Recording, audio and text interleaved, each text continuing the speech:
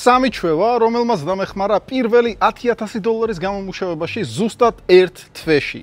ძალიან ბევრ ადამიანს გონია იმისთვის, რომ საშუალოზე მეტი ფული იშოვო, როგორც არის, თუნდაც $5,000 თვეში, რაც ძალიან ბევრ ადამიანს არ აქვს, რომ რაღაც საიდუმლო ინფორმაციას უნდა მოусმინოს, ან თუ ვერ იპოვის ამ ინფორმაციას მერე კომენტარებში დაწერს, რომ დიდრები არასდროს გეტყვიან თუ როგორ გამდიდრდნენ, დანარჩენებს გონიათ, რომ დღე და ღამე უნდა იმუშაო, რომ ასეთი შედეგი მიიღო. სინამდვილეში საქმე სხვა რამეშია და აქ ინფორმაცია არაფერ შუაშია. დღეს ინფორმაცია ყველგანაა. ყველაზე დიდი პრობლემა არის ამ ინფორმაციის დანერგვა. დღეს ChatGPT-მ ყველაფერი იცის. და იმისთვის, რომ ინფორმაცია დანერგო, გჭირდება სწორი ჩვევები. პირველი ჩვევა იმისთვის, რომ მოქმედება დაიწყო, არის დოპამინ დეტოქსი. არ ვიცი, რამდენად უყურებ უცხოურ ბლოგერებს, მაგრამ მანდ უკვე ეგ თემა ძალიან მობეზდათ.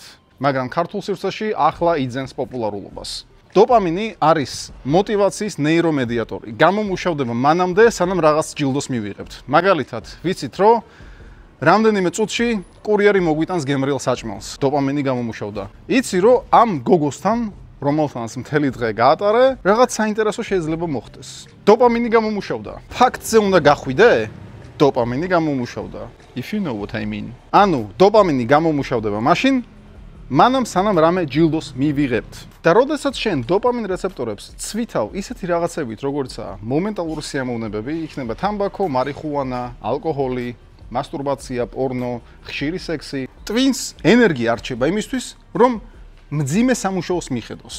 და მერე იწყებ ხვალიდან, როდესაც გექნება ენერგია, მერე ამ ენერგიას ისევ დახარჯავ ამ მომენტალურ სიამოვნებებზე, ისევ არ გექნება ენერგია, შემდეგ დღეს დაელოდები და ხარ აი ამ ლუპში. და ამ ლუპიდან შეგიძლია გამოზრე მხოლოდ მაშინ, როდესაც მაქსიმალურად შეზღუდავ ან ბოლომდე მოიშორებ მომენტალურ სიამოვნებებს. მეორე ჩვევა უჭმელობის ფანჯარა. რას ნიშნავს ეს? საჭმელზე ნადირობა არის ყველაზე ძლიერი ინსტინქტი, რაც გააჩნია ადამიანს. და ყველაფერს აკეთებს იმისთვის, რომ დღეს რაიმე მიირთვას. და როდესაც შენ დანაყრებული ხარ და დღეს ძალიან მარტივია დანაყრდე რაღაც ნაგავი საკვებით, ტვინს გონია, რომ მოინადირა, ყველაფერი რიგზეა და შეუძლია დაისვენოს, იმიტომ რომ შემდეგ დღემდე დანაყრებული იქნება და ყველაფერი კარგადაა. მაგრამ ეს ავნებს შენს გრძელვადიან მიზნებს. მე მაგალითად ვიცავ 18 საათიან ფანჯარას თითქმის 5 წლის განმავლობაში და ვიცავ არა იმის გამო რომ ნაკლები ცხიმი მქონდეს და რაღაც ეგეთი.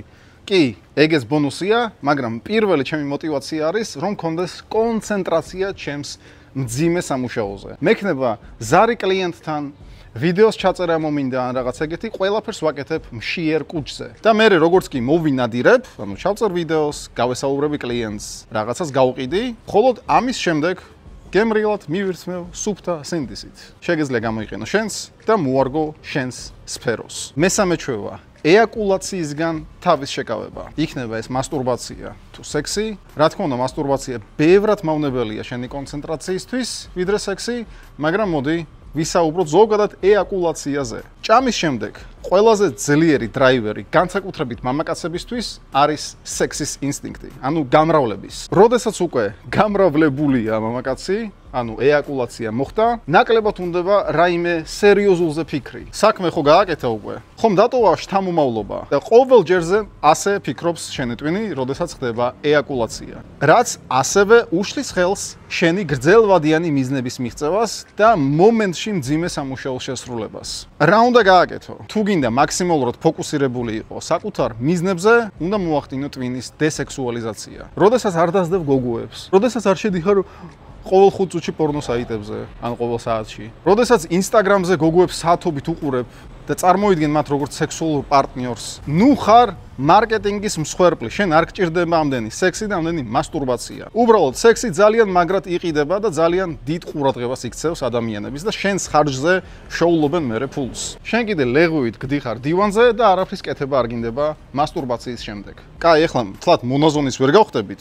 გასაგებია, რომ გჭირდება სექსი. თუ ქალი ან კაცი ყავს სექსუალურ პარტნიორი, მასტურბაცია დაივიწყე და ამ პარტნიორთანაც სექსი კონდეს თვეში მაქსიმუმ 6 ჯერ. ნუ როგორც დათვალეს, ეს არის ყველაზე ჯანსაღი ვარიანტი. თუ გექნება ყოველ დღე ან კვირაში 10 ჯერ, როგორც ბევრს აქვს და ასე შემდეგ, ისევ და ისევ ტვინი არ მოგცემს იმის ენერგიას, რომ გრძელვადიანად იაზროვნო და მომენტში იყო ფოკუსირებული მძიმე სამუშაოზე. იმიტომ რომ მძიმე სამუშაოს როცა ასრულებ, დოპამინის დონე ძალიან ცოტათი გეწევა. როდესაც სექსის დროს ის ცაში ვარდება და სექსის მერე მძიმე სამუშაო ხდება აუტანელად გაუსაზლისი. ზუსტად იგივე ეხება გემრიელ საჭმელს, ნარკოტიკებს, სიგარეტს და ასე შემდეგ. და პირველი გზა იმისთვის რომ სიზარმაცე დაამარცხო, აი ეს ჭამა და გამრავლების ინსტინქტი, ყველაზე ძლიერი იარაღი, რაც გაგაჩნია, ცხოველური, გამოიყენო შენ სასარგებლოდ. არც თუ ისე მარტივი ყოფილა, ხო, როდესაც გაიგებ როგორ გახდე უფრო მდიდარი, რომ ეს ყველაფერი მოქმედებაში მოახდინო. თურმე რამდენი რაღაცის შეზღუდვა გიწევს. აბა რა გეგონა. და მეოთხე ბონუს ჩვევა.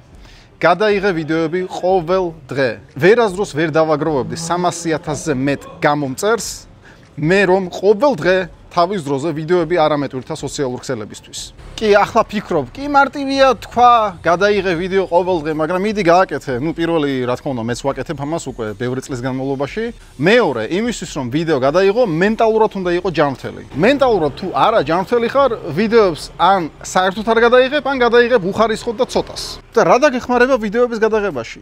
წინა 3 ჩვევა. მომენტალური სიამოვნებებისგან მაქსიმალურად თავის შეკავება, უჭმელობის ფანჯარა, ჭამე 6-8 საათიანი ფანჯრის პერიოდში და დანარჩენი დრო საერთოდ არ მიეკარო საჭმელს და ეაკულაციისგან თავის შეკავება. როგორც გითხარი, ეაკულაცია მოხდეს თვეში მაქსიმუმ 6 ჯერ. თუ პარტნიორი არ ყავს და ეს არის შენი მეგობარი, მაშინ მასტურბაცია მაქსიმუმ თვეში 3 ჯერ. ზუსტად ეს მოგცემს იმ მენტალურ ენერგიას, რომელსაც გამოიყენებ ვიდეოებისთვის. რატომ უნდა გადაიღო ვიდეო? იქნებ ამის мотиваცია საერთოდ არ იცი რა არის. პირველი ცნობადი გახდები სულ რაღაც. მეორე ჩამოაყალიბებ შენს აზრებს და გექნება აღიარება ხალხისგან. ეგეც შენი ფსიქოთერაპია ავტომატურად. მესამე შენი ბიზნესი გახდება უფრო ცნობადი, შესაბამისად უფრო მეტი გაყიდვა გექნება და შესაბამისად უფრო მეტი შემოსავალიც. ანუ მე მინუსებს აქ საერთოდ ვერ ხედავ. ამიტომაც დააძრე ტელეფონი და დაიწყე ვიდეოების ჩაწერა. თუ ყოველდღე არ შეგიძლია, თავიდან კვირაში 3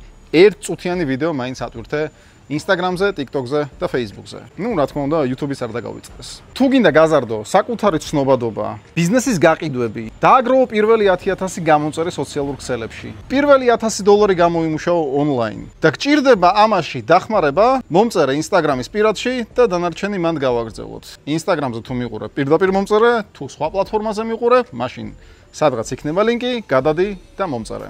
წარმატებები და იყავი ძლიერად.